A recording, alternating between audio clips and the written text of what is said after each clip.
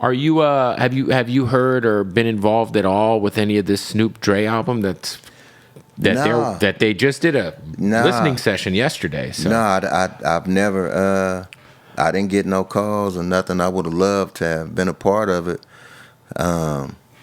or just contributed, something to it. But I guess that's was him and Dre's idea. But shit, I'm gonna do me and Snoop one. Shit, we gonna do one. Him Overdue. and Snoop did one. Yeah. Me and Snoop gonna do one because ain't nobody and you got to seen produce us it. get down. And like you produce that. the whole thing. Yeah. Yeah, I got a record with him on my EP. Him and Kurupt we call ourselves the Doberman Gang. Oh, I like that. Yeah, it's hard. I like that. Wait till you I mean, hear that if you guys remember the music video, you guys were morphing into dogs and shit. Oh yeah. What did you learn being a kid around? Because you're an amazing producer. I don't think like people Thank you. understand. Like you even did a song recently that was big. Was the Neo Jeezy record? You Yeah. produced that. Yes, indeed. But what did you learn being around Dre in like peak Death Row days, just from the production side? Just learned how to pretty much like watching him how he EQ and use effects and stuff like that, and also work with live instrumentation. Yes. Live musicians. So that I learned that from him, and also how to splice tape. He taught me how to splice tape.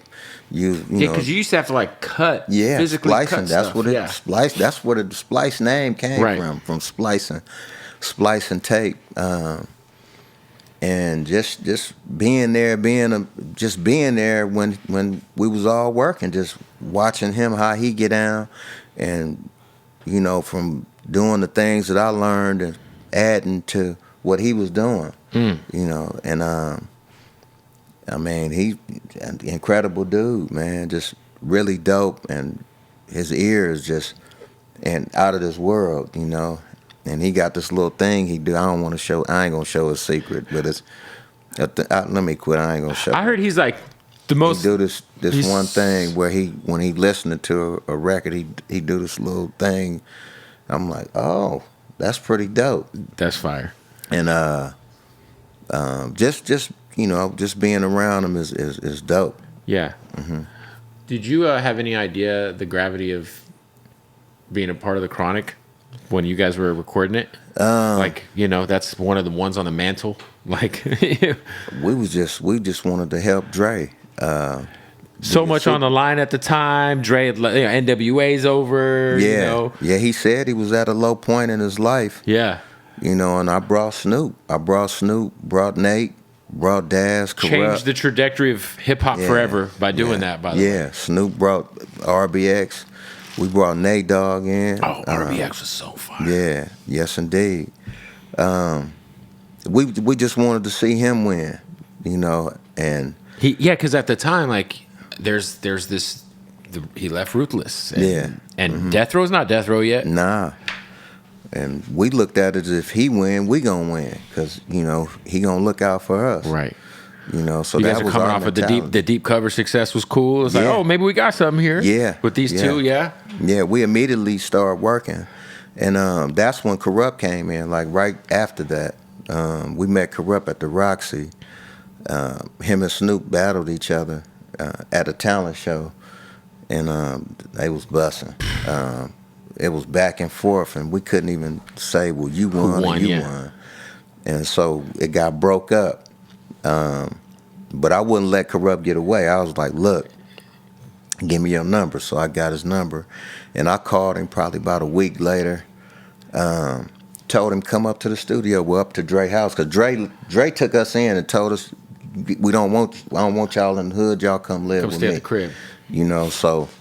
But we was still out in the field, just going to shit like the talent shows and shit like that. Even though we was with Dre, and I brought Kurupt up there. I sat there and had the beats inside my MPC 60, and it was routed through the board into the cassette deck. So can't fuck up. It was one take. One Charlie. take for sure, like actual one take. One take. You gotta, but what. him, or what Kurupt or Snoop used to do is that they make sure that they knew that motherfucker all the way to from top to bottom. Yeah, by heart. By heart. Yeah. Oh no, then it was on paper, so they going. Oh, straight, yeah, straight off the. Oh, that's fair. pad, Yeah. straight off. So I hit that record. I did some scratching and shit in the beginning, and after I did the scratches and shit, then Kurupt just started busting.